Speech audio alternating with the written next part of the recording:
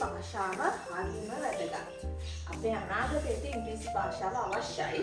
මොකද අපේ දරුවෝ ජාත්‍යන්තර සම්බන්ධතා අනිවාර්යෙන් තියාගන්න අවශ්‍ය නිසා.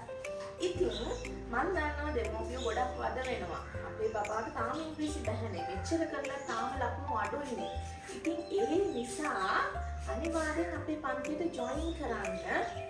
මොකද අපි හරි ආදරෙන් විනෝදෙන් ගොඩක් මනෝවිද්‍යාත්මක ක්‍රම මගින් දරුවන්ට ඉංග්‍රීසි උගන්වනවා.